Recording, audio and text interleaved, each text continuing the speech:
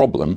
Will you respond with punitive tariffs on US goods coming into India? As a diplomat, I don't respond to hypothetical questions. And I think Western Europe is hardly in a position to tell anyone what international law is all about. Let me tell you, we have condemned the use of violence. My Prime Minister has been on record from day one. You can expect tariffs to be imposed on Indian exports to the United States, can't you? Price pressures. I'm now into geopolitics. It's interesting. You're a former very senior diplomat in the Indian Foreign Service. You understand the way geopolitics works. Is it wise, do you believe, for India to have forged such a close friendship to Vladimir Putin when, according to the UN General Assembly, a massive majority vote, Russia violated Ukraine's sovereignty in this invasion, something which India will not say and will not recognize? Is it wise for India to have got itself into the place it is now in? No, India is in a very comfortable place. And other than commentators in parts of the world which have, as I said, a limited understanding of the situation, India is in a comfortable position all over. One of the first foreign ministers that the incoming Secretary of State met was the Indian Foreign Minister. A Quad meeting is taking place here. My Prime Minister has had a discussion with President Trump. I think some of the concerns you're worried about should be addressed to European audiences. But you believe, believe in international law, don't you? Oh, I'm not a believer. I'm a practitioner of international law. I've written a book on the use of force. And I think Western Europe is hardly in a position to tell anyone what international law is all about. Let me tell you, we have condemned the use of violence. My Prime Minister has been on record from day one to say this is not the time of war, this is a time of peace. He has said that to President Putin, he said that to President Zelensky, and that is the point of view which the G20 under the Indian presidency espoused, and that was accepted. The G20 presidency under India is the one which went what consensus, and that is the first consensus document, whereas the GA and everything else was stated. So my submission to you... it seems to me there's a hypocrisy at work here. You can talk about hypocrisies in the West. I could talk about hypocrisy in India. When it comes to talking sovereignty, and when it comes to an issue you have on your own territory with Kashmir and other people's perceptions of Kashmir's status, you talk about the inviolability of sovereignty. But you don't use that language when it comes to Ukraine and its rights. We use that language consistently, and I want to correct you.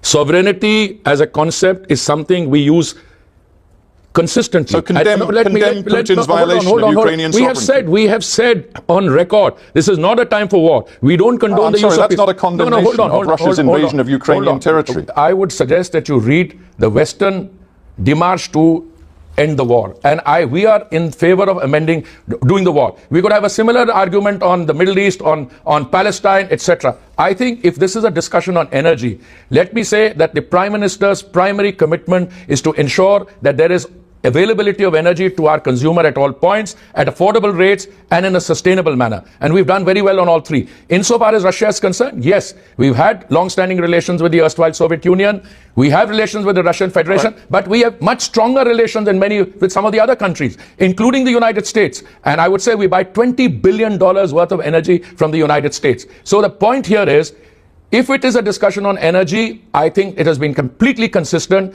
And today, we were encouraged by the Americans, by Western Europeans. I think they're out of the equation. They're no longer part of it. Minister, if I may, I'm going to stop you for a sec, because you've turned the conversation toward America, which is interesting, because Donald Trump, of course, is now in the White House. Donald Trump is determined to use tariffs as and when necessary to change the balance of trade between the United States and key trading partners. He has described India as one of the, quote, kings of tariffs around the world. You can expect tariffs to be imposed on Indian exports to the United States, can't you? Let me give you a primer on tariffs. Countries are bound by their international obligations.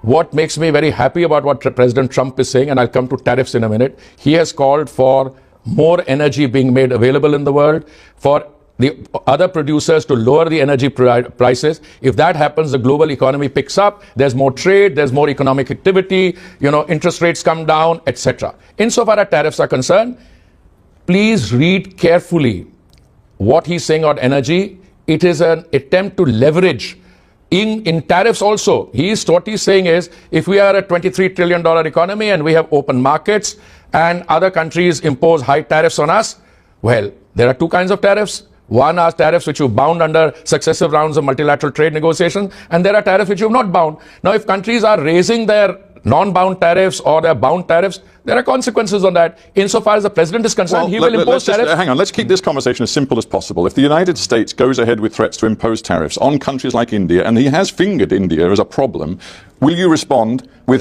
punitive tariffs on US goods coming into India? As a diplomat, I don't respond to hypothetical questions.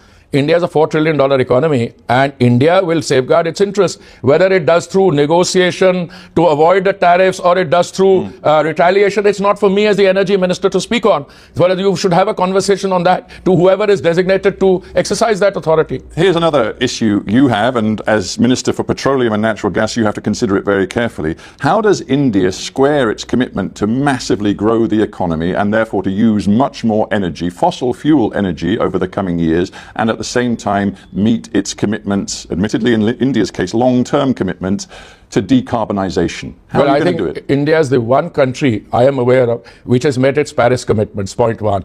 India is the one country where the sustainability transition is better than elsewhere. From 2014 to today, we've got 20% biofuel blending, we've got a massive green hydrogen program, and we are today moving in a situation where on all fronts, the decarbonisation debate is succeeding. But the problem you've got is that you're still massively reliant on coal, the dirtiest fossil fuel for your power. Hang on, let me just finish the point. Coal still generates 75% of India's power.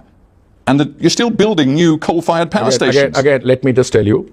Power for electricity only accounts for 17% of our overall energy. If you want to look at the total figure, see what is used in our refineries, and they're all moving into green hydrogen. IOCL has 11 refineries, out of them 2 of them first, another 2. So there is a transition taking place which your briefing notes don't capture. Now either you accept what I'm telling you as the energy, I should actually be called the energy transition minister.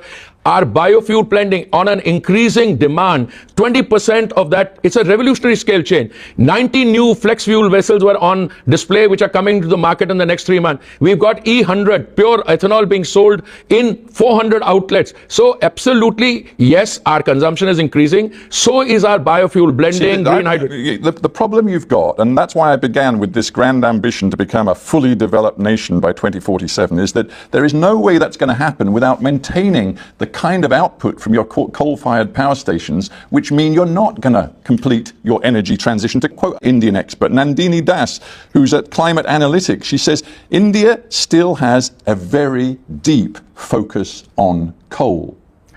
You are welcome to quote, I don't know who these people are, and certainly they don't figure in my discourse at all. A lot of people drawing inspiration from Western NGOs, from people in the West who are extremely jealous of the Indian transition. You're welcome to use whomever's speaking notes you like. But if you're discussing a subject like energy transition, let me point you in 2 specific directions. Please look at the biofuels program and look at what's happening in the Indian green hydrogen field.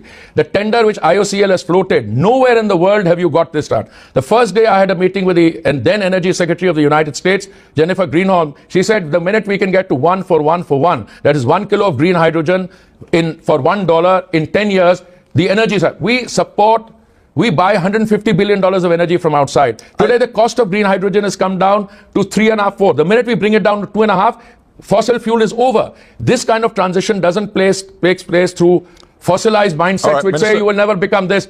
They said you will never become a $5 trillion economy. Minister, as far as I can see, this is not a sort of east-west political point scoring not at all. Question. It should not be. It is really a planetary question. Yes. But all I'm asking is whether when you sit in your ministry and make your decisions, you understand that India has a deep vulnerability right here, right now, to the impacts of climate change. You are trying to remind me of my vulnerability. I'm trying to tell you, I'm not only conscious, but we are doing things in order to ensure that we don't become vulnerable. Today, India is one country which has met its Paris commitments.